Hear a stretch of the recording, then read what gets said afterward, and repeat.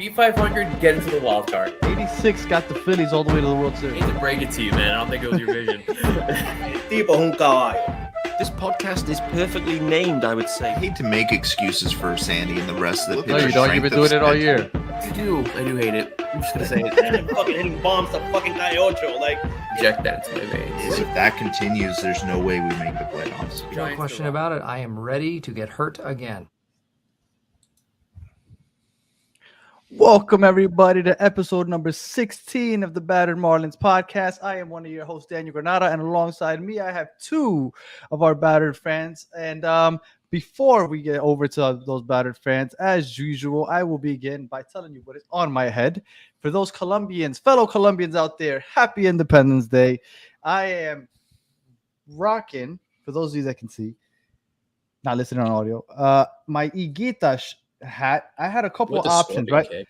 Yeah, I got a couple options. I had the WBC hat, which I hate those hats. I wish they would get more creative with them. I had just a Colombian national team hat. I had a couple professional hats, right? Major League Ball with the patch on the side. But I decided to go, it's Messi week, so I had to keep it on brand, right? Soccer. Love it. If you haven't seen the original sweep keeper right here, Higuita, he was Manuel Neuer before Manuel Neuer. So for those soccer fans and Colombians out there, shout out to you guys. How are you doing, Cali? I'm doing great. Really excited for the live format here. I'm a little nervous. On my head today, I kept the traditional, just rocking with the traditional game day cap, kind of an homage to things being back from the All-Star game, kind of grounded in reality. So back to normal. Back to normal, man. So I took off all the frills and plumes, and I just have the regular fucking hat today. We're back at it, baby. Positive Cali from last week has left the building. I wouldn't say that, but we'll get into that. Okay. All right, Brenton, man, how you doing? 2 words sum it up, man. Puck me. Well done. And, other than that, listen, we're in a rough stretch, but we'll get into it. But on my head, I got the Beloit Sky Carps hat because the only thing good about this team in the last week has been the minor league system. I've enjoyed watching those games a lot more than the professional games. And, I felt the goose was right because we're going to be back to flying high soon. I can feel it. Oh, I like the positivity. Now, before we get into that, I did want to bring something up real quick. Before we get into the, because I know it's going to be a bit of a downer for a lot of this episode because of this last week. So I was at Dick's Sporting Goods today. I was with my kids. We were buying some balls and stuff. And I ran into something that I hadn't seen in a while. Now, maybe it was just me and I haven't seen it in a while, but maybe it's normal to you. Do you guys remember? Yeah. Oh, yeah. I hadn't seen this in a very, very long time. Now, is that just me? Because when I saw this, I got really excited. And I told my wife, I was like, babe, I used to eat this or chew this all the time. I used to act like it was dip and go out there and just stick it right here in the bottom of my mouth. And this is the stuff, man. And I was so excited when I saw it. And so I got really excited. Figured I'd show you guys. It's like the baseball version of like candy cigarettes. Yeah. Yes, that's exactly what it is. Exactly. But so is this something common? Because it's the first time I see it in forever. No, I see kids, with Big League Chew and stuff. But But when I was last using Big League Chew, I need you guys to hear this. And if you're a degenerate or you played baseball at a higher level, you've probably done something similar. So what we would used to do when I was in college, all right, we'd get the bag of Big League Chew and we get a bag of Red Man. If you guys don't know what Red Man is, it's chewing tobacco. It's not dip. It's not like the powder that you put in your lip. It's literally like the tobacco leaves like in strains and you chew it. And it's like bubble gum. It tastes kind of like cinnamony almost, but obviously a little harsher. So we'd get the bag of Big League Chew and we'd get the bag of Big League Chew. We dip it in the bag of Red Man and then we put honey in it. Just like half of like those bottles of honey. Ooh. Wrap it. You pack it, wrap it up real tight. You put it in the fridge overnight. All right. Next day, you chew on that shit, and it is magical, and I can tell you why. And that is exactly why I had like a bunch of like lower jaw problems, and like had to have a tooth extraction. Wow. Yeah, see that one's missing because of that shit. Yeah. So don't chew. Don't try this at home. Don't try this Don't at do home. I'm that just shit. saying what I would use once upon a time, and it resulted with a tooth being extracted because it like basically rotted out. So See, I started with a happy memory, and then you just took this down. This is where this episode's gonna go. He's ruined a great childhood memory for Yeah. you. Yeah. I'm just It's saying, mix it definitely- with some red man and some honey and give it a shot. All right, All right, next so- tailgate. So let's continue down that road of negativity. So All-Star break, fun. 14 games over 500. Awesome. And then we get back, and we had our predictions last week. I said we might go 3-3. I said the Orioles, I could see us getting swept, but I'd say let's get one out of those three. No, we got swept. We got swept by the Orioles. And I mean, before we get into the Orioles, though, I did not want to forget to bring in our special guest, my main man Francisco, the Marlins historian. Hey, How you hey. doing, sir? I was trying to say, Special sorry, I was guest late. for I had technical everyone. difficulties. Hell yeah. My niece couldn't get into her Pokemon Go account, so yeah. Oh, yeah, Oh, those are priorities. I respect that. Definitely Yeah, priorities, yeah. for sure. So, what's up? So, How's everybody welcome. doing? Oh, well, good. Well, we had a quick conversation about Big Chew already. I don't know if this brings back memories for you, Francisco. And then Callie told us about how that led to him losing a tooth at some point. We just went down a negative spiral. It got dark. It got dark as the Marlins Well, have it's a lately. dark time right now in Marlins history. Yes, for sure. So I guess we'll get started with that. It's a dark time after the All-Star break, 14 games over 500, and then we go ahead and we get swept by the Orioles. Before we get into the Cardinals, then I guess we'll start with Francisco. Any thoughts on getting swept by the Orioles, I guess? Because, I mean, we figured it's one of the best teams in the majors, so not necessarily a surprise, I would say, but anything you have to say about the Orioles series? Well, I mean, they were in it in a lot of those games. That's kind of the only thing. I think there was just like one thing, or you could point to one thing that was just like, okay, that was the moment that Baltimore pounced. And you can't let teams, like, you can't give those teams an in any sort of way. You give them one opportunity and they completely pounce on you. And the Marlins right now are not there yet. They've shown flashes of it. We've seen all the 1-1 wins this season, but they've been notching a lot of 1-run losses again, which is indicative of a lot of things. I mean, there's injury concerns, depth concerns, or they just hit that lull that sometimes teams just hit. It's common in baseball, but knowing us as fans, we're hitting the panic button already. So that's kind of, it's kind of concerning, especially because of how much we got thoroughly thrashed in the Atlanta series. And then you come up Baltimore, who's now taking the American League East lead, and you're just seeing that's okay. Maybe the Marlins can't hang with these teams. Is this the year that they should really go in on things? Or maybe they don't have the horses for this season. Maybe it'll take another year. I mean, Baltimore was last season they were kind of that way, but it's because of their young players, and now they've come into fruition and come into their own. But the Marlins are kind of a different case in that sense. But I don't know. It's just, there were some encouraging things, but it was just like, oh man, they just found ways to make mistakes. For sure. And Sandy lost that first game. He gave up 3 runs in 6 innings, but he went three runs per 6 innings strong. I think that's better than what we've seen, Fair. right? He's had Yeah, a lot that's fair. worse. So he's been improving steadily. Callie, anything that you take away from this Orioles series? I think you and I were kind of on the same page that we weren't super thrilled about going on the road to Baltimore. Baltimore has been a team that, as I pointed out last episode, they hit really well, and we saw that. But kind of how Francisco mentioned, we were in it, and we were in a few of those games. And what I saw in this series was kind of a reversion back to last year's Marlins, where like that one thing would go wrong and then the wheels would fall off. Whereas the Marlins we've seen all year were able to overcome kind of that one thing, So it was upsetting. It was, people are being hard on Sandy. People are being hard on the club right now, man. I mean, I don't want to get too abrasive here, but Marlins Twitter is a bit shambolic right now. A bit? To the point that I had to kind of like close my phone for a minute and be like, I'm not doing this today. I'm not engaging.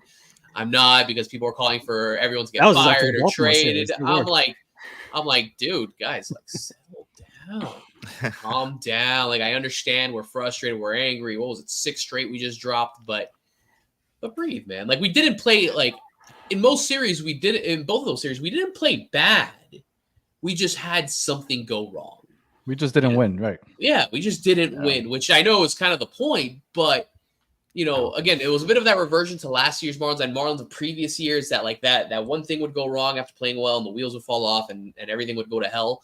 We saw some of that kind of rear its face, but I trust Skip to kind of get the boys back in. And I trust our guys to kind of get everything back on I don't track. think I helped in that, because I pointed out this the second worst start since the post All-Star break since 2002. That team went 0-7 before notching their first victory. So if they don't win on Friday, they'll tie it, and then it'll get far worse on Saturday if that's the case. But hopefully, it's Colorado. Hopefully, that's a future thing. But yeah, I mean, going, Callie's mentioned on Skip, this is his first real big test as a manager.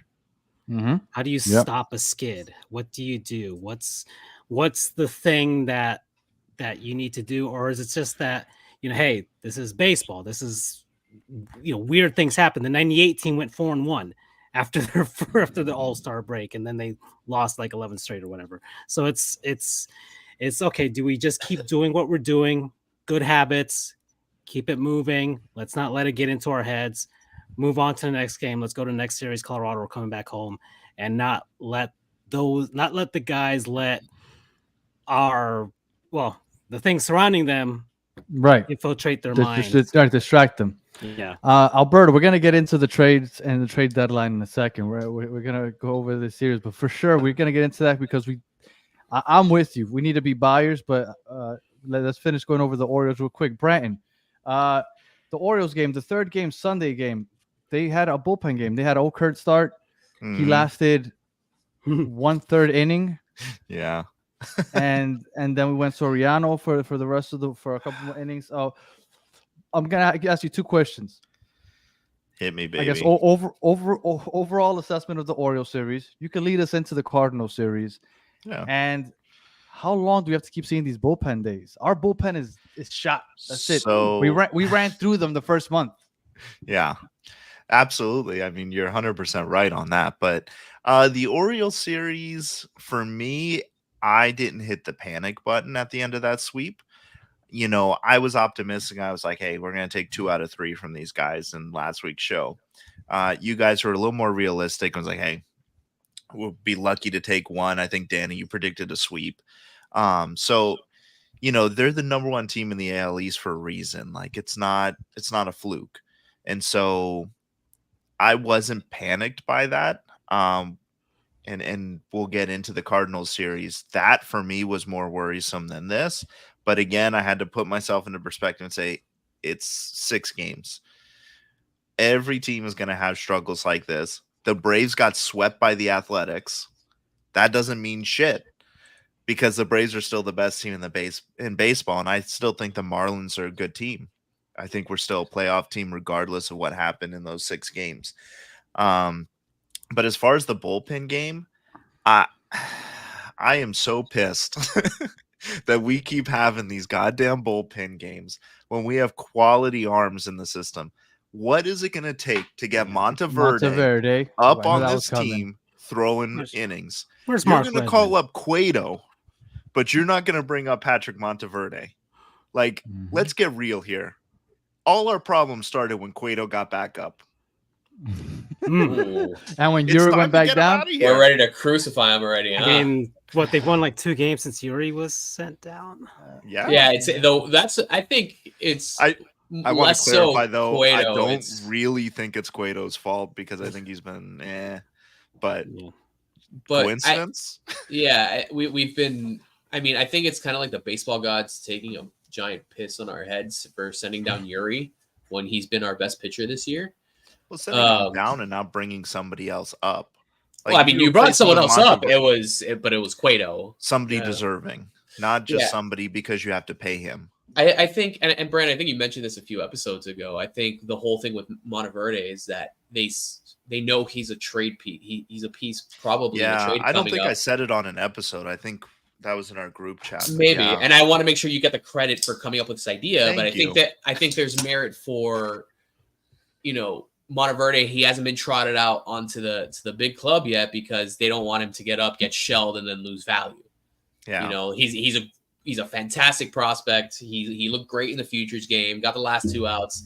He's dominating Double-A. Hopefully, someone overpays for that, and I think that's kind of why. Because whereas we know with Yuri, it was a straight financial move. It was all about Yeah. service time and options and all that dumb shit.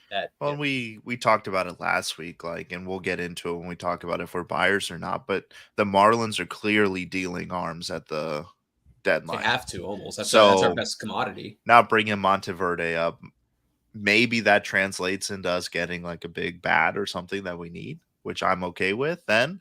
But only if somebody eats Cueto's salary and Avi. They take them both. I'll buy a Avi's hat coming for back. whatever team takes on that salary.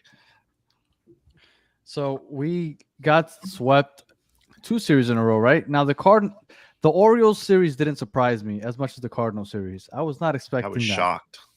Now, out of those 6 losses, I think one thing that stood out to me, and I mean, I can't kill him for it because the man has been a machine this year, but it was on Sunday's game. I think it was down 1 run. Luis Suarez is at the plate. Oh, sorry, not Luis Suarez. Look, I'm all over the place with soccer. Luis Suarez, Unbelievable. no, is at the plate. A man on second. And when he's at the plate, I'm like, he's going to get a hit. We have a chance to tie this game. Couldn't get it done. Then on Tuesday night, he has a man on third, 1 out, and he strikes out. And that game, I believe he struck out twice. It was the first time all year that he strikes out twice in one game. Yeah. Honestly, I was disappointed that he couldn't come through in the clutch because those are 2 big time situations, both top of the 9th, both with a chance to tie the game, and both times he choked. So that was the biggest negative out of the 6 games for me.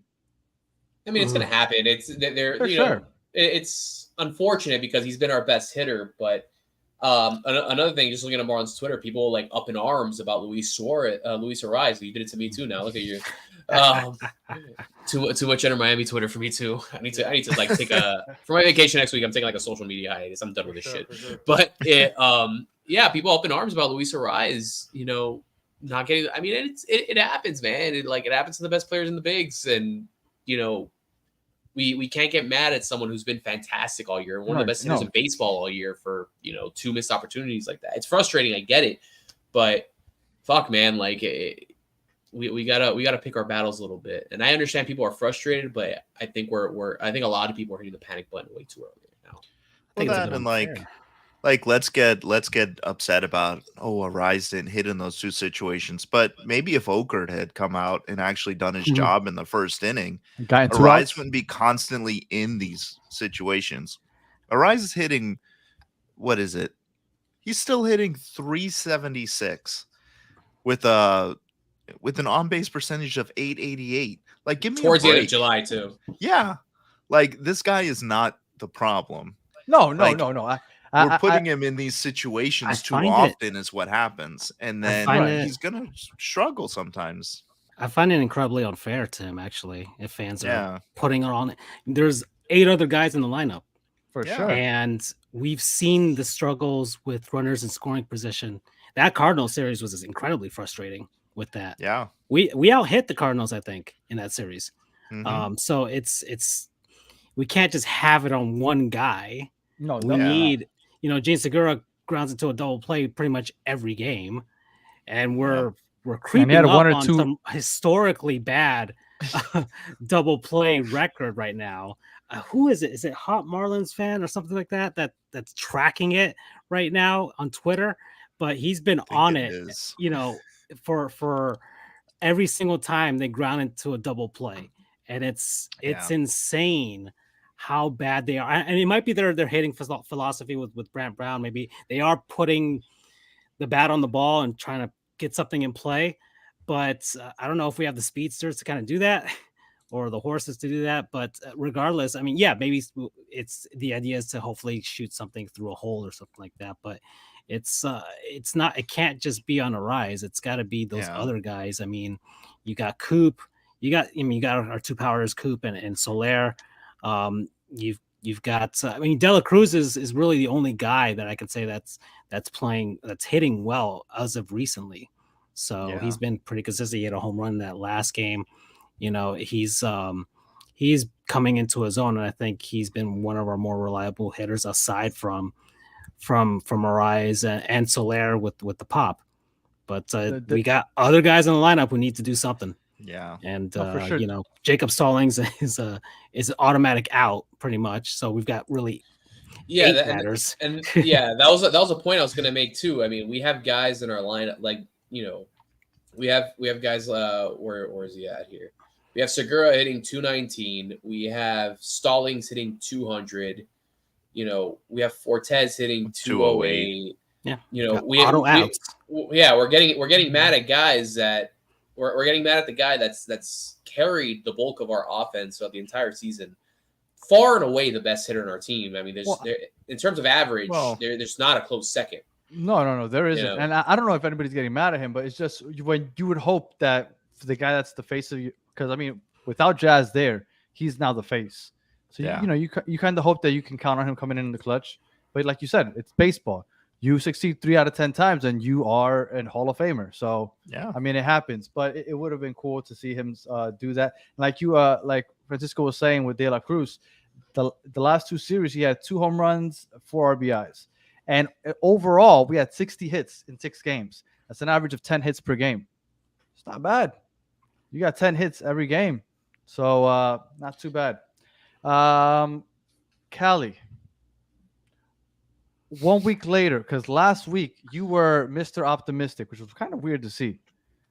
Are we losing hope 1 week later? I'm not losing hope. You know, again, this is baseball. There's a lot of season left. You know, and we talked about last week how if we go 500 the rest of the way, we're what was it, 88 wins, and that's a pretty damn good chance at a playoff spot.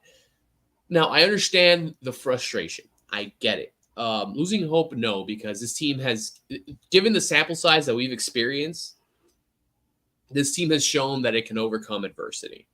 You know, and also I think for the first time in a very long time, we're going to be buyers, and I think help and reinforcements are on the way. You know, certainly the pitching has to, the pitching hasn't been great. Our bullpen specifically has not been great. I know there's question marks about the closer position too and stuff like that, and people are getting upset. Again, a lot of things kind of going wrong at the same time, but I think there's more than enough time, and we have more than enough breathing room for corrective action. I think we have more than enough time to get things back on track, and I think we have a good series coming up. That really 2 good series coming up, because we have the Rockies, and the Rays are tough and they're on the road in the middle of the week. That's going to be a challenge. But then we have the Tigers, who aren't, you know, are very, very much struggling to be 500. You know, or they're well below 500 at this point. I mean, these are winnable series that we can, you know, we'll be at home in front of our crowd. You know, hopefully people are excited and keep showing up and don't, you know, stay Those sleeping. Tigers games are going to be packed. Especially, that's gonna be the last time Miggy's in town. Miggy's farewell. Yeah, I want to see him say, "Shit, I should have come back to Miami." Yeah.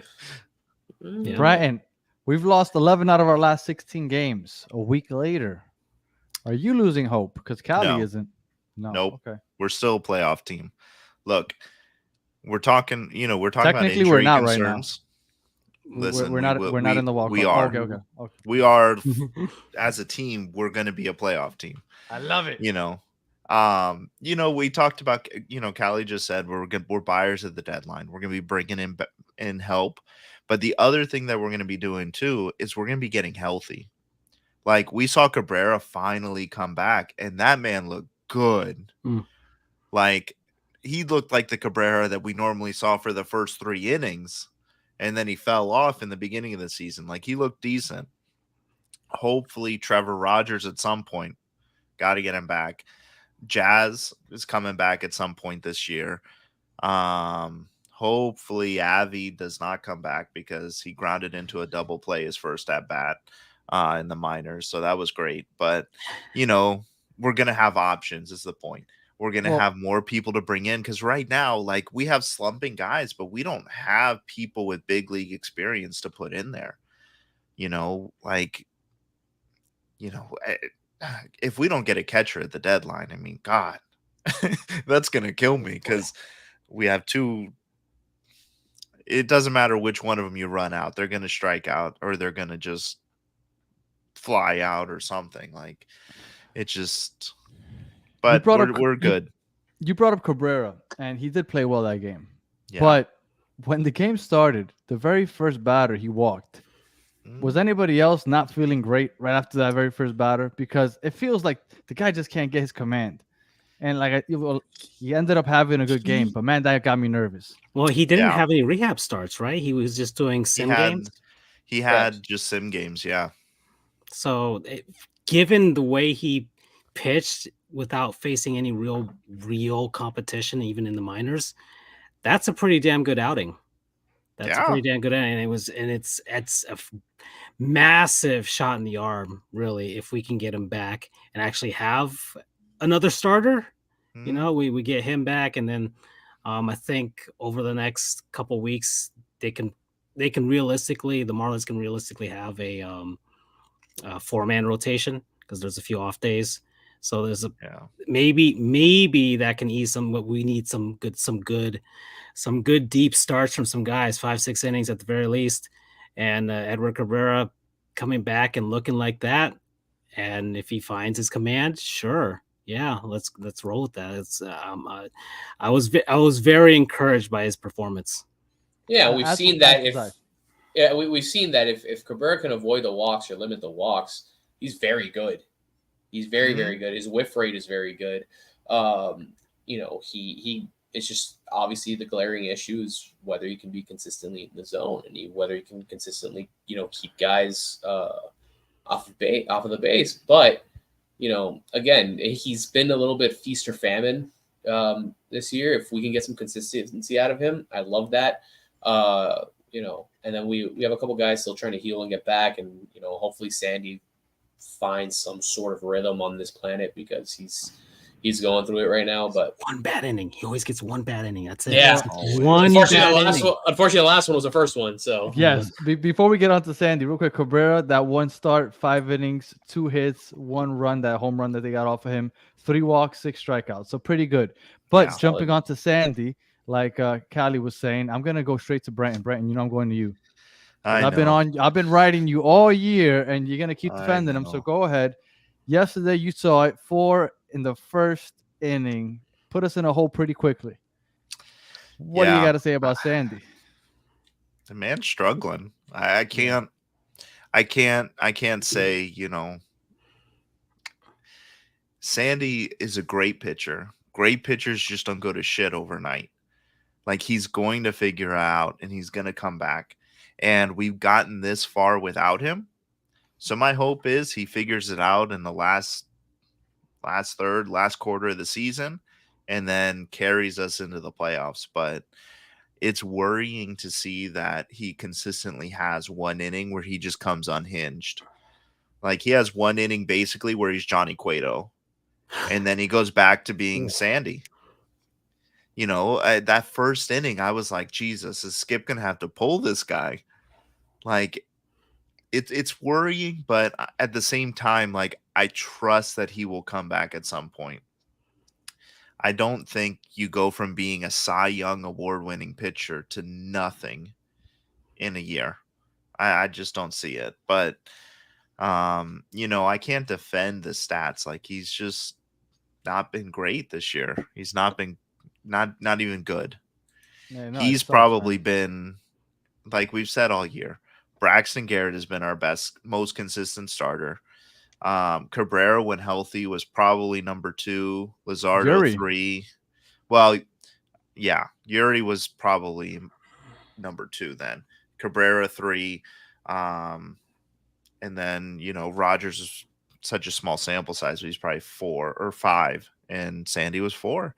And he's had that 1 bad inning every game, but if you look at some of his earlier games, though, like he didn't get any run support. So, it's kind of evening out now. And he had run support in the St. Louis game, and he just blew it Well, I think what early. annoyed me the most out of these 6 games was that I want to say in 4 out of those 6 we had the lead at some point, Mhm. and then we gave it up in the bottom of that same inning. Whenever it was that we took the lead, we turn Yeah. around and give it right back, and it was really frustrating.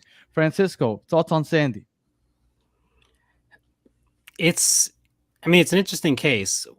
It might just there's a lot of factors this season that might affect the way he's approaching things. One, there's pressure. He's the Cy Young For Award sure. winner. He's the stopper, and I mean there was massive pressure in that Cardinals game where he had to be the stopper, and that must have been really deflating to have that first inning like that. I mean he locked it down afterwards. He bounced back for sure. Like he always So does. he always seems to find, if it's not at like the last inning that he's pitching, like in the 5th inning, that's when he falls apart. But like he'll lock it back in, and then he looks like Sandy again. But there's a lot of factors. I mean, it's the lack of a shift. You've got the pitch clock. I mean, there's a few things that maybe he's trying to adjust, and it might. I mean, I haven't really deep dive into if it's like a mechanical issue or if it's just an approach. It's a strategy thing. Maybe he's just not great pitch selection, or I mean, he just might not have great catchers back there either calling the game. So Yeah. and there's been a lot of criticism on that front with Marlins fans, not just with Sandy, but with all the other guys. So there's a few factors, and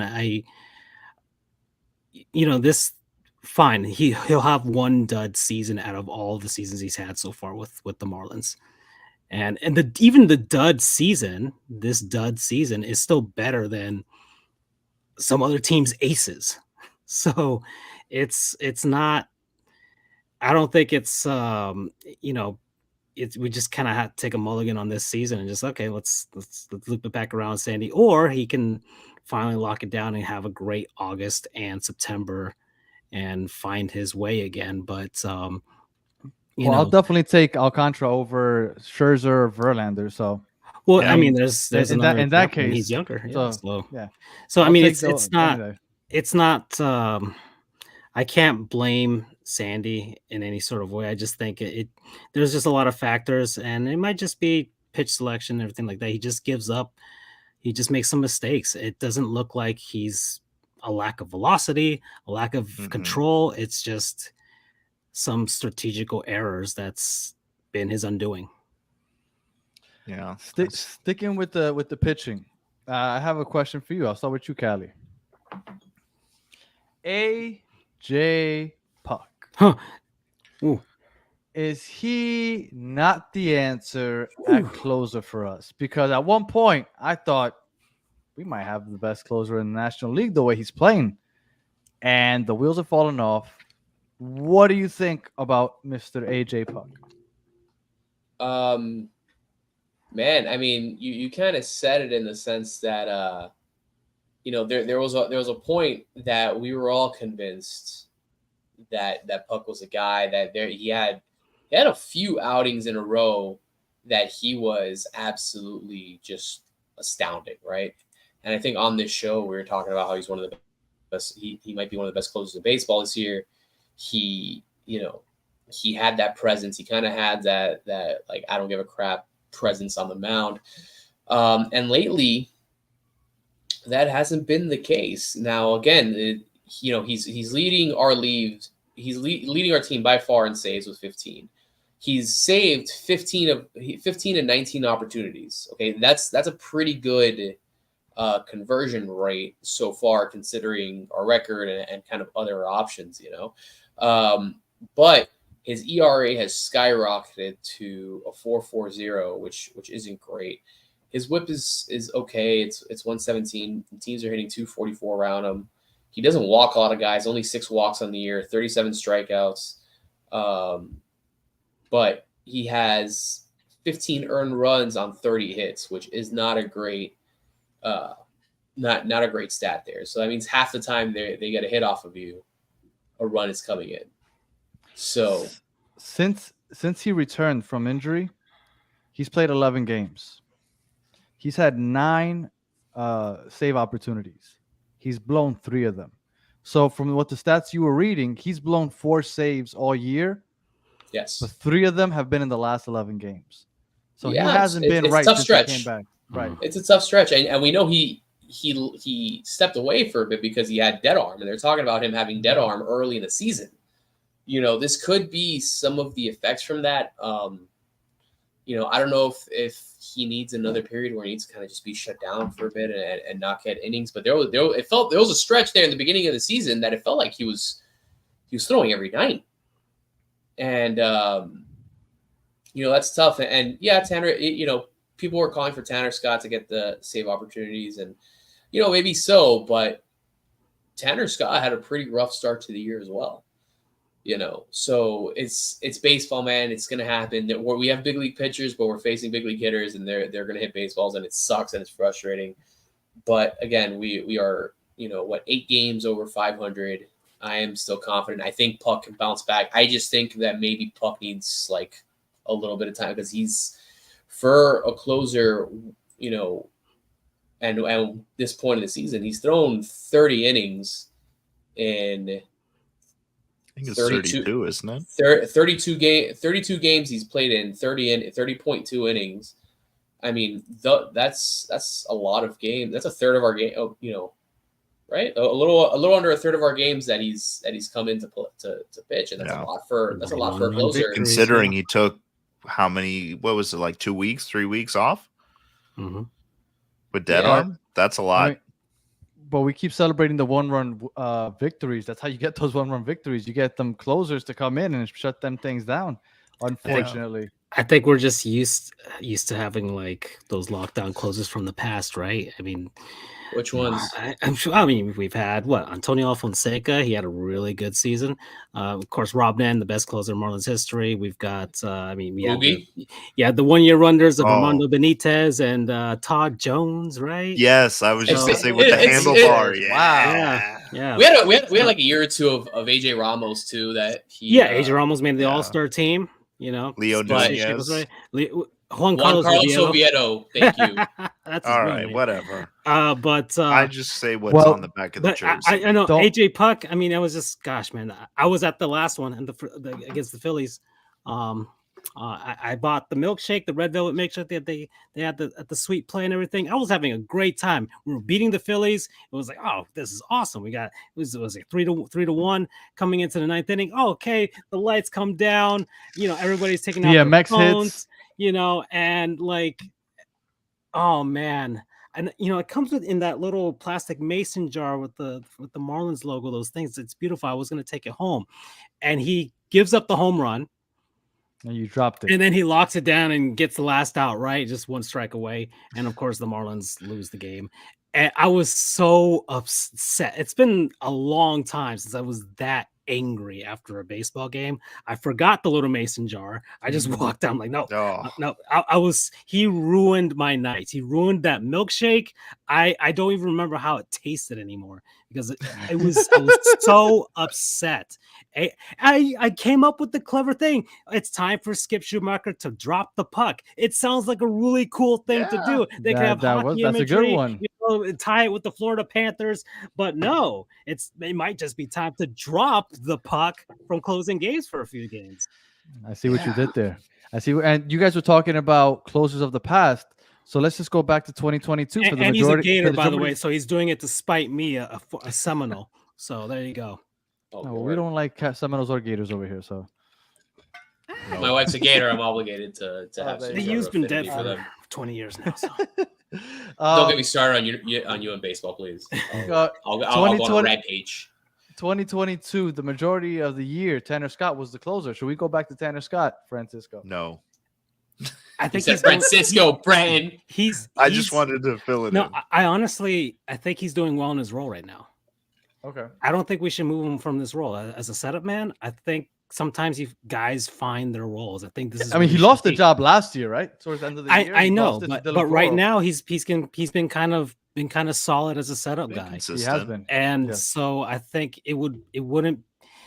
First off, you don't want to rile up Puck, I guess. I mean, but eventually, if he can't lock it down, we need to find a different answer. Maybe you do put in Scott. But for right now, I think it's just everybody is trying to figure out what to do. Okay, we move this piece. We can do it. It's like shifting lines in hockey. So it's just like, maybe we should just figure out. We'll face the Rockies. We'll see if Skip can kind of not do too much, because I think from the way his philosophy is, he seems like the guy that's trying to keep an even keel with everything. This needs to be a get right series coming up, and we're gonna get into it later. But this needs to be a get right series. But I has to think be. Scott right now is doing fine in his role, and I don't think we should move him away, because that is gonna affect some things. Brian, I know you already said no, so you're sticking with Puck at closer. You're good with that for now? No, we're gonna go all in on Tim Anderson at the trade deadline, and we're gonna get Is the he White closing Sox. for us. We're gonna get. Let me wait. Give me a second, man. We're gonna get the White Sox to throw in Graveman. Oh, why are they doing that? Because we're gonna give up Monteverde and Trevor Rogers. No, we don't want to give up Monteverde and what the heck? Ooh. Tell me you wouldn't take a lockdown shortstop and a guarantee closer. But in all seriousness, that's probably not going to happen. I'm just trying to speak manifest it into fruition. Yeah, but even if it were to happen, so what do you want? Cueto to be our fourth starter? No, Cueto's gone. Cueto's not gone. Dog, if we make that move, Cueto's... I mean, he was on the White Cueto's Sox gonna- last year. They could have him back. Maybe he'll do good. Maybe. Yeah, Sentimental value. So I just want to say, no, but in reality, I think Puck stays as the closer. Like you just have to keep him at this point, unless there's a closer available at the deadline that you just can't say no to. But one of the creative solutions I saw out there and that I didn't hate was, if Puck continues to struggle and we're worried about Yuri's pitch count, maybe we bring Yuri up. Let him be a closer. They won't do it. No, they'd never do it. I didn't hate that idea. I'm not saying they do it, but I didn't hate it.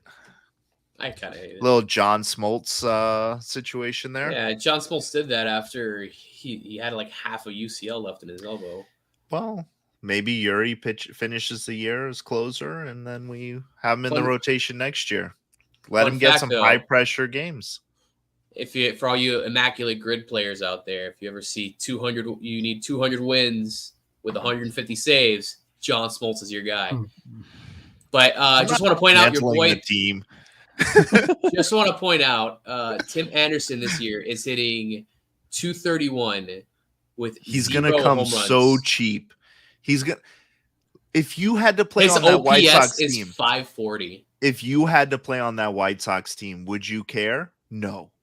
Well, the thing is, look, Graveman has been locked down until this year. His ERA is over 5. Let's look at the bright side. Jonathan Davis came and we saw he was hitting below the Mendoza line, and he came over here and came to life. So maybe Brandon's onto something. We just keep poaching the AL Central. That's it. Yeah, that's the most lethal Central, the most lethal division in baseball. Sleeper division. Yeah. So I guess that leads us straight into trade talk. Francisco, trade deadline looming. Who do you want? Who do you think we'll get? Nobody. I don't think they're getting anybody. Really? You think? I don't think they're going to get anybody significant at all. I think it'll be small pieces. I don't think this is the year that they're going to go all in on anything. I don't think this is the season. I don't think the Marlins are going to mortgage a future for maybe a wild card spot. Or they'll just finish like a couple games out or something like that. Because I think that's where they feel like is their ceiling. So I don't think the Marlins are willing to mortgage the future. If they're not bringing guys up to replace some of the injuries or anything like that, then I think they're trying to season as much guys in the minors. I don't think they're ready to go all in this season. I think this is their let's see where we're at year. and it looks like, okay, this is trending upwards for the first time in a long time. I don't think this is the year to go in and be like, all right, we got to make the playoffs. We got to do something with this team. The massive competition in the National League right now with all of these teams. I don't believe the Marlins are willing to go at it right now.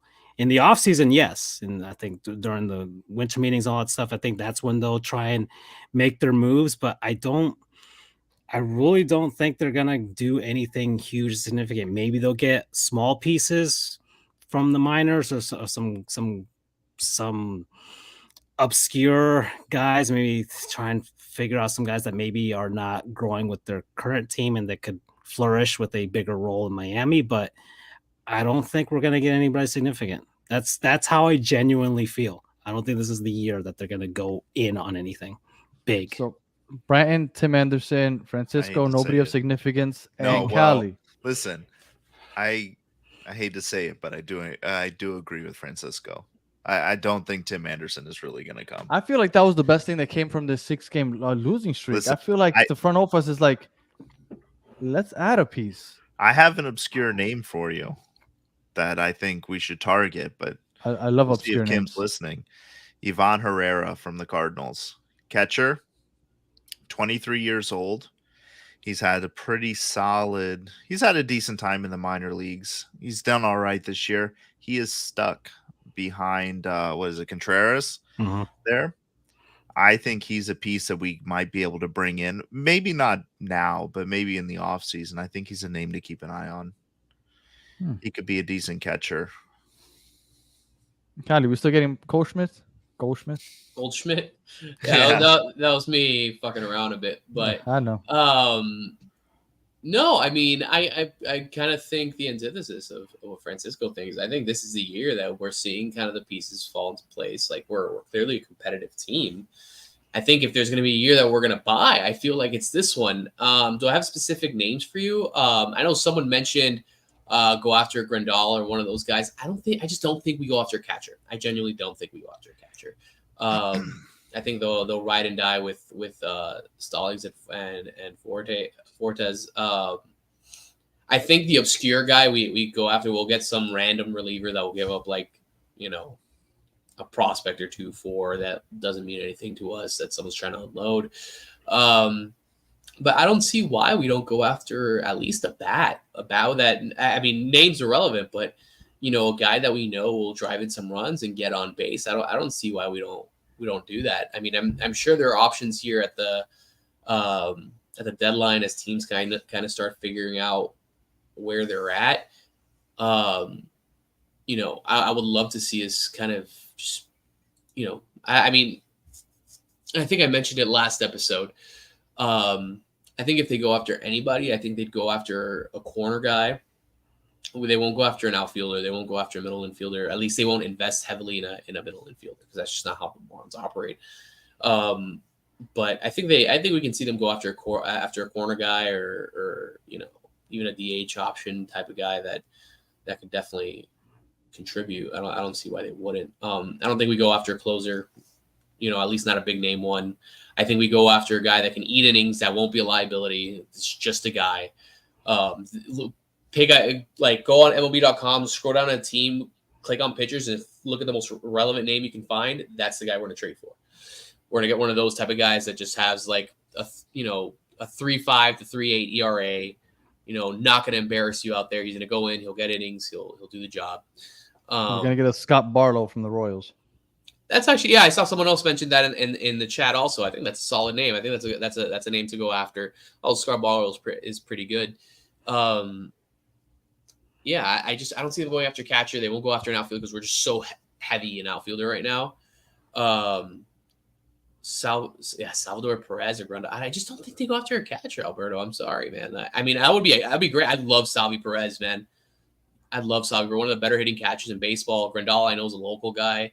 But I just don't see us just going after a catcher. I just don't. I feel like the team loves Stallings and Fortes. No, I don't feel like that at all. Oh man. Listen, I think the team knows they're going to be buyers at the deadline, but they're not rental buyers. Like they're not looking for like They need guys with short-term control. solutions. Like they need young guys who can contribute now that maybe are getting passed over by their current teams, which is why like I threw out Ivan Herrera. Like he's a guy most of us haven't heard of. He's hitting 308 at Memphis right now. Like he could be a guy that we could get probably pretty cheap, bring him in, and worst case scenario, he's Fortes or Stallings.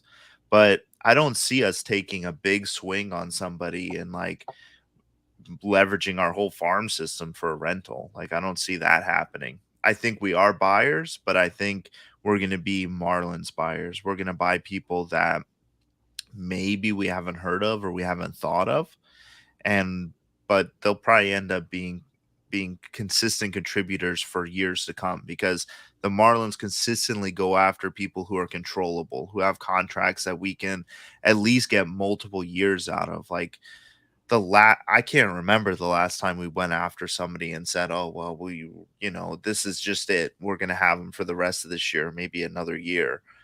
Like I really do feel like we're looking at people who are going to contribute long term, not just for now. Unless it's Goldschmidt, let's bring him in right now. I'd go after that. I said that last episode. If it was a real possibility, I would absolutely go after Goldschmidt. You converted me after because I thought he just had this year left on his contract. But when I heard he had another year, I'm like, let's do it. Next year, watch out, Braves. I mean, 26. He's $26 million a year. Fine, expensive. Fine, but what is Avi, 25? Yeah. No, Avi's like 18, no? Avi's too much. Whatever. If Avi's getting paid $18 an hour, it's too much. Veterans minimum is too much. Yeah. I agree. Well, yes, I would agree with everybody on that one. All right, so trade, obviously, everybody agrees they're not expecting anything blockbuster, and I think everybody's starting to think that maybe next year is the year. I still have hopes for this year, but I think that this series against the Colorado Rockies is going to tell us a lot, because if we lose this series against the Colorado Rockies at home, my perspective on this season with the Rays on the horizon starts to change just a little bit. But so far, we're all right. We're still 8 games over 500. We're still third in the NL East. And I guess it's predictions time. We have 3 games against the Rockies at home, and then we travel to Tampa, short road trip, 2 games. We have 2 days off in the next week, only 5 games. So those arms have a chance to rest. So I hope we don't have to see Joe Cueto at any point. But we have Braxton on the mound tomorrow, and it says Luzardo on Sunday, and Saturday is TBD. Could TBD mean Cueto? Are we going to see another full 1/3 inning from Okert? Like, what are we expecting here? Give me your predictions. I don't have Spaz here to start with, so I guess I'll start with the Spaz replacement. Francisco, predictions for this coming week. I'll keep it very safe at 3-2. Okay. I think they'll find a way to bounce back and take the Rockies series 2-1. And then the Rays have been the bane of the Marlins for like a decade now. So been a bane of it's everybody's. But lately they've been sliding. So I think the Marlins can find a way to get one at the Trop at the very least with this version of this team, and yeah, I mean that's pretty much it. I would say. Which game is the because I would love to see the Cueto game actually at this point. Saturday. It would be that's a great day. It's TBD. I don't know if it is going to be Cueto. It says TBD, but I know, but that's against the Rockies. I feel like that could be a game where they could just be like, let's see what he's got. Right? It's the Rockies. They're not that great. I feel like that's a great game. You can half off Platanos Maduro that day as well. I mean, I think that I think it'd be great. At this point, if not, you send them back into the kitchen. So yeah. All right. So we got 3-2. Okay, I'm not hating that. Brian, what are you thinking? I think 3-2 as well, but I think we only take 2 from the Rockies series, and we'll take 1 from the Rays series. Okay, same as Francisco. Yeah, I just don't. That TBD scares me because if it's Cueto, it's definitely a loss. If it's, uh, it could be anybody else, and I'm starting to rethink maybe we get a sweep. But no, Well, the I think Rockies took it to us when we played them in Colorado. we did. They did, No but altitude. I really think like we're gonna see what Skip's made of in these next couple series because Skip had the day off today. He's got some time to get with the team and try and figure some things out.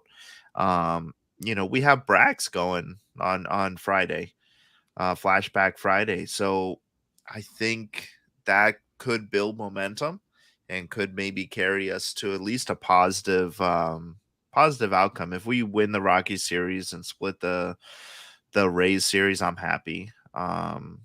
I mean, if we come out 3-2, regardless, I'm happy. But For sure. we just have to kind of get back to those winning ways, and I think the Rockies series is a great way to rebound. And like Callie mentioned earlier, we got the Tigers coming up after that, so no reason why we shouldn't have a good finish to the month. It's very odd to see this in baseball. In a span of 8 days, they have 3 days off. Love it. We need it. So yeah, for We sure. need it right now, yeah. Cali, predictions: 3 Rockies, 2 Rays. Rockies at home, Rays on the road. All right, so I love our chances against Colorado. They have the second worst ERA in baseball as a staff right now with a staggering 5.62 ERA. They are getting hit 281 opponent or 282 opponent average. So far and away the worst in baseball. So it's an opportunity for us for the bats to wake up. The bats haven't been terrible. Segura has been pretty decent the last 2 weeks or so. Guys are hitting. Jesus Sanchez has been good, and Arise is Arise. I think the Rockies a very good opportunity to kind of get things back on track. That being said, I do think we take at least 2. I mean, I think there's definitely potential for a sweep again, like a wake up series, like you said, Danny, a show me series. Like let's get going. Tampa Bay. Before I even get into them, I want to congratulate Tyler Glasnow on his movie Oppenheimer coming out. It's crazy the resemblance, bro. Crazy. I saw a profile picture today of Tyler Glasnow. I'm like, dude, that's Cillian Murphy. Yes, it Like, looked like Photoshop. Yeah, yeah. I'm like, that's ridiculous. But Tampa Bay, very good. They have they're one of the better hitting teams in baseball. One of the better everything teams in baseball. They don't do anything really poorly. Kevin Cash, one of the best managers in the game, and like Francisco mentioned, they have been the bane of our existence for a long time. I'm not feeling confident about that. I never do. I think our best chance is to win the what do they call the softball game between the wives before the series starts? I mean, it's Citrus series, but I forgot the Citrus. Yeah, I don't know. For those of you that don't know, the wives of the team, the wives and girlfriends of the team, they play each other on at the Trop usually, or at Marlins Park before the series starts. So really, I never heard of that. Yeah, I think that's our best chance to probably get a win over there, but I'm not feeling confident. But I'd love to be proven wrong. But I'm gonna say, yeah, I'm gonna say we'll go 2-3 in the stretch, which I can live with, to be honest. So, so you said 2-3, okay? Yeah. Spazzy says we're going 0-5. Ooh. I'm just I didn't actually talk to him, but I'm channeling him from New York City, and I feel that's what he said. He is drunk eating pizza in Brooklyn right now, saying these I know fucking Rockies are gonna fuck us up. No, really, I thought he went to the White Sox game. I thought he was scouting Tim Anderson for Brighton.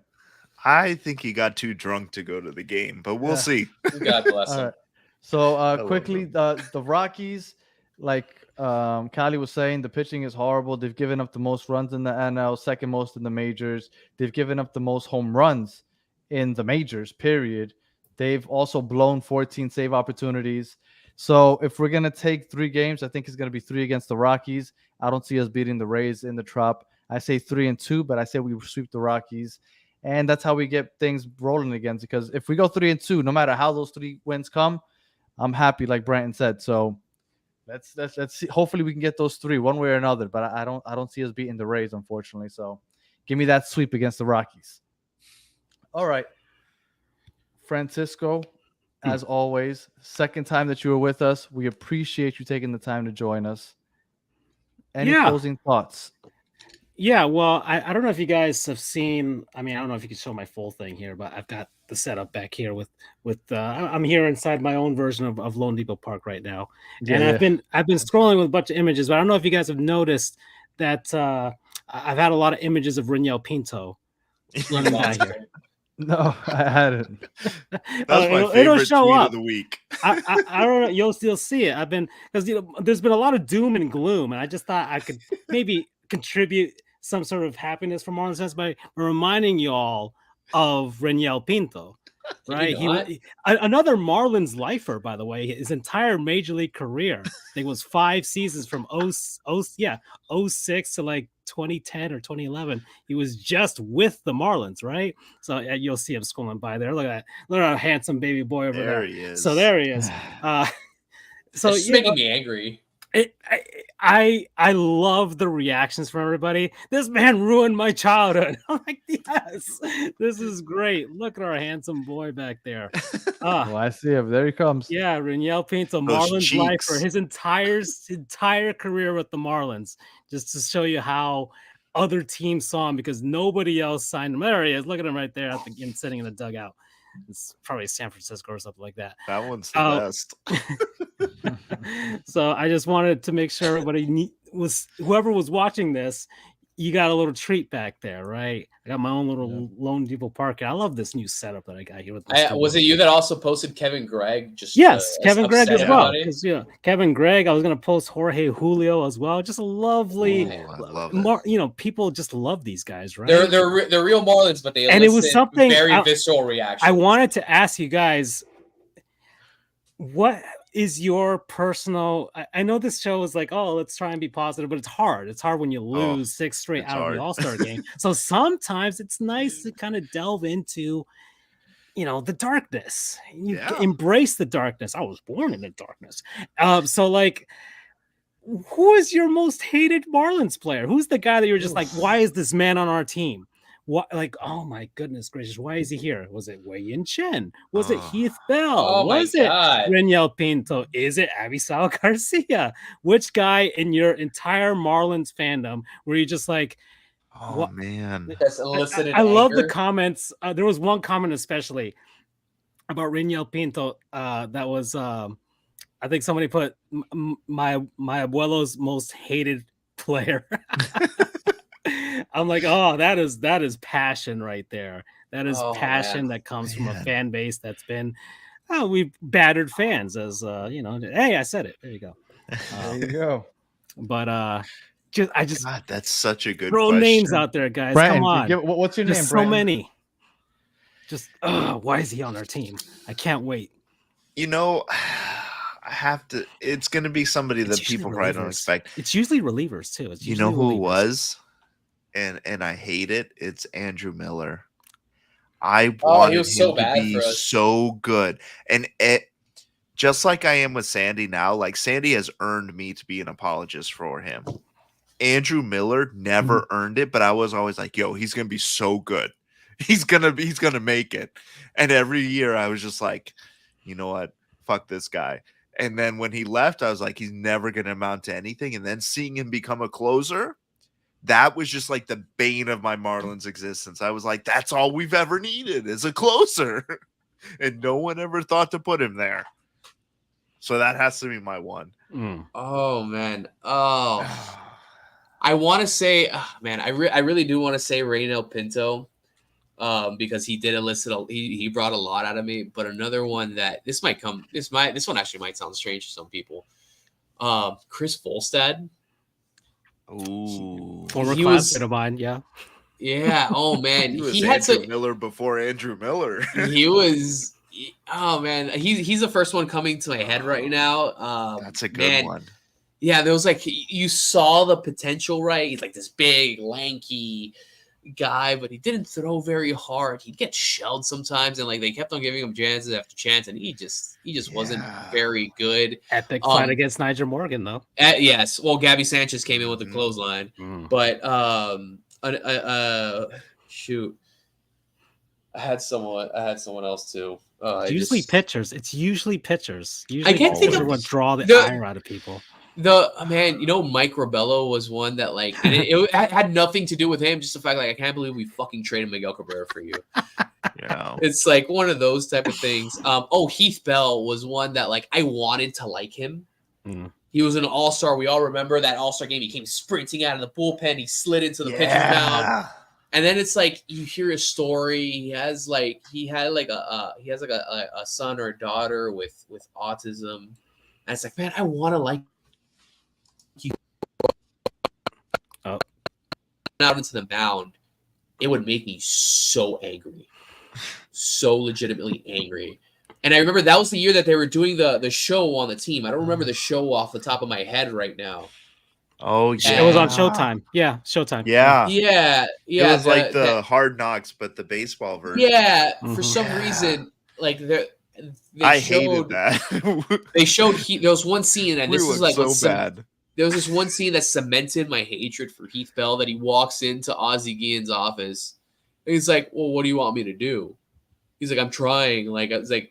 And then Ozzie's like, "What the fuck do you mean? Like, you're a professional pitcher. What do you want me to tell you?" He's like, "Oh, I want you to tell me to go out there and fucking shove." And Ozzie Guillen just stares at him. He's like, "Yeah, just go do that." And then he felt like got shelled the next time he came in, and it's just like, God, fuck you, dude. Like, you suck so bad. But those are probably Chris Volstad, Raynel Pinto, Kevin Gregg, and Heath Bell are like they're like my Mount Rushmore of hated Marlins. That's great. You brought up Ozzie Guillen. Nobody hates Jose Reyes. Like I know he played decent here, but I don't like know with the history with the Mets and everything, I don't know. That didn't bother you at all seeing him in a Marlins jersey? I was really excited seeing him in a Marlins uniform, to be honest. I was so excited when they signed him. I was like, yes, this is finally what we're doing. Fuck the Mets. I think for us it was like, yeah, fuck the Mets. Like you're coming here to spurn the Mets. And then he got traded by May, so with Mark Buehrle and everybody. Mark Buehrle, the Toronto. Yeah, Mark Buehrle. Everybody got sent off to Toronto. He was pitching well. He was doing well. They were both doing pretty well for us. And then we just weren't winning games. Like we went through like a bad streak in May. And then I want to say it was like the end of May, they traded Buehrle, they traded Reyes, and I forget who else they shipped off to. Josh Johnson. Josh Johnson, yeah. Josh Johnson. Oh my God, yes. One of my favorite Marlins ever.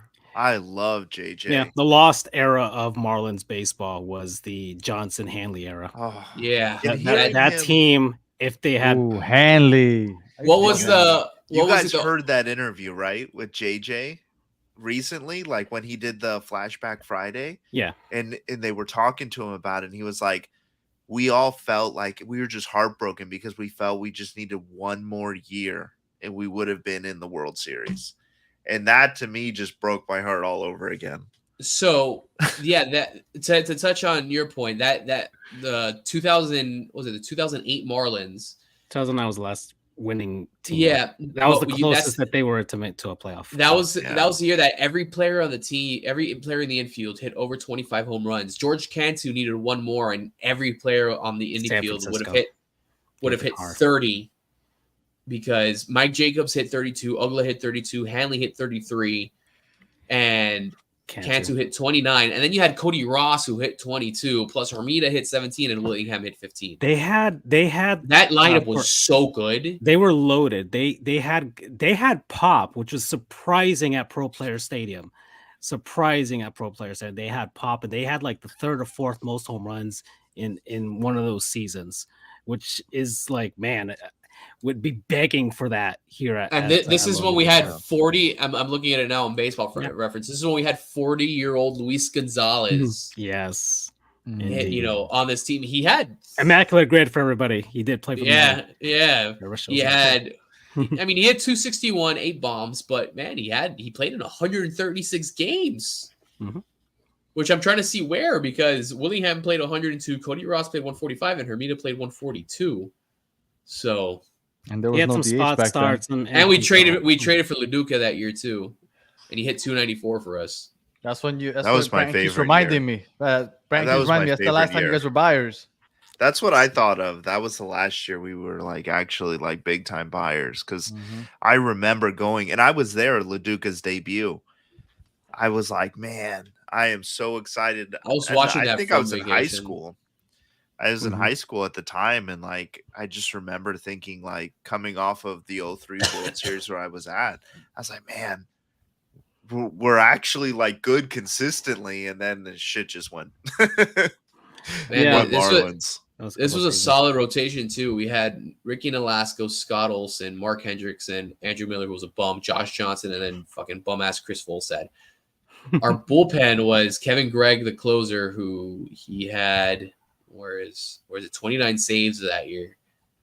But then we had Reynel Pinto, Doug Wachter, Matt Lindstrom, who was a very good closer for us for a year before we traded him to Houston, Joe Nelson, and the rest of our bullpen was so bad. I'm talking 4.23 ERA, 5.57 ERA, 6.08 ERA, 8.27 ERA. Fucking Taylor Tankersley was terrible. 8.15 ERA. He was That's on the another team one. a long time too. Yeah, I love. Listen, there was a a lot of people tweet. hate Tank, but I love Tank. Oh my god, he was so bad. There was a tweet from somebody because the Washington Commanders just got sold, and Dan Snyder's at the corner anymore. He's one of the worst owners in sports history. And someone had mentioned like he's probably did in his 20 years with Washington did the most harm to any North American sports franchise. And I'm just sitting there like, Miami and Montreal fans of baseball may not agree with that sentiment. I got a name for you. So, and one last thing, Daniel, I just wanted to mention. Go for it. No, go. I got this little thing here, Oh, that's right. I was at the mini radio factory, and they're like, "Hey, no, there's a bunch of these. Oops, all berries, and I got more than one of these now, and I don't need like 40 of these. So I don't know. Maybe one of your listeners could want one of these. That's sure. Awesome. That sounds like a giveaway waiting to happen. This is what it looks like. If that's awesome. I love it. Now I kind of want to join the giveaway, but me too. Now that the Marlins historian himself, Francisco, has been kind enough to offer a giveaway, so I guess we can go ahead and I'll announce this on Twitter tomorrow, and maybe we could let this roll, and we'll figure out how we'll work this giveaway, and Francisco can figure out how he gets it to whoever it is that wins. I'll mail it to you. Appreciate you offering that to our listeners, and we got to talk about how we get this giveaway going, because that is an awesome giveaway right there. That how many did you get? Maybe you can throw one my way. All right. Any final thoughts, Callie? Oh man, I don't want to see another collapse. I can't. I won't survive another collapse. But I will say, for lifelong Marlins fans, we need to show up for the Tiger series, because Miggy holds a special place in all of our hearts. So I'm going to be on vacation, but I come back on Saturday. So I'm going to try and make it to that Sunday game. So I'm going to do a giveaway. If I go to the game and you see me, I will allow you to buy me food. So you can give away food to me. So nice. Yeah, I'm going to be out of town next week also, so I won't be able to get to see the game. I don't come back till Monday, so the series is going to be long gone by the time I get back. Brenton, final thoughts. If Callie's going Sunday, come find me too, because I'll be there Sunday then as well. But if this Friday you are not going to the second hottest ticket in town, I suggest you get out to the ballpark for the Heat and Marlins collab. Those T-shirts, the Pots and Pans Miami shirts for Friday look sweet. I'm going. And if I wasn't going to the second hottest ticket in town tomorrow night to see Messi, I'd be there. So get out to the ballpark. Represent. Congratulations to you guys, by the way. I'm not a soccer fan. I went to one Inter Miami game, and the traffic to get into former Lockhart Stadium is awful. But a season ticket holder is finally paid off. Lord, you guys are gonna take like 4 hours just to try and get into that building. It's gonna be rough. We've gone through a lot of shit to get to this point. Listen, so it's very I've been exciting, a season ticket holder since the day they announced, or since the day they let me buy the ticket, and it's finally paid off. Something good has happened. I haven't had to stand in the Shohei rain at a next. 3-0 loss. All right. So Shohei Ohtani Supporter is next year section for sure. sees. Messi and Ohtani here next year. I'm with it, Francisco. Bro, All if we get Shohei Ohtani on the Marlins, Oh, I Peter don't know- Pratt. Dear Lord. Peter I don't know Pratt's what I'll like do. worked out the math and everything. Zero chance. Ichiro is here. Ichiro is here. There's a Ohtani loves precedent. Ichiro. I mean, there could be some influence. It's like, oh, he'd go to Seattle because whatever, and it's like, and Ichiro works for Seattle. I was like, well, Ichiro would be like, Miami's not that If it bad. helps Is he- bring is he a Ohtani soccer over, fan? We should trade for Ichiro. Maybe LeBron was maybe here. we Messi got can convince Messi him. here. Man, if Messi, in Jimmy one Butler, calendar Tua. if in one calendar year Miami sports can find a way to get Lionel Messi here, Shohei Ohtani, and Dame Lillard here, my God. Well, I think Lillard's on his way for sure. All right, Francisco, where can everybody find you at? Even though I'm sure that they're already following you, but just in case. Yeah, at Marlins History on Twitter. You can also find me at Marlins.history on Instagram and Threads, because people might use that. I'm not sure. And also at Marlins History on TikTok as well. And I'm starting up the YouTube channel. I'm getting back to video editing, so I do have a YouTube channel. I'm converting a lot of stuff, and that is hopefully gets off the ground at the end of this month. So be on the lookout for that. And yeah, that's pretty much it. All right, and then for those of you listening on audio, thank you for listening all the way to the end. If you are watching on YouTube, thank you for watching all the way to the end. If you joined us live on the chat, we appreciate you taking the time to join us and being part of the conversation. And until next week, 5 games from now, hopefully we are looking at maybe 7 games, 8 games, 9 games. I mean, regardless, it's going to be over 500. So luckily we built this cushion. So we'll see where we're at, and let's stay positive because still got a long way to go before the season's Just keep over. swimming, man. Just keep swimming. Until the next one, have a good one.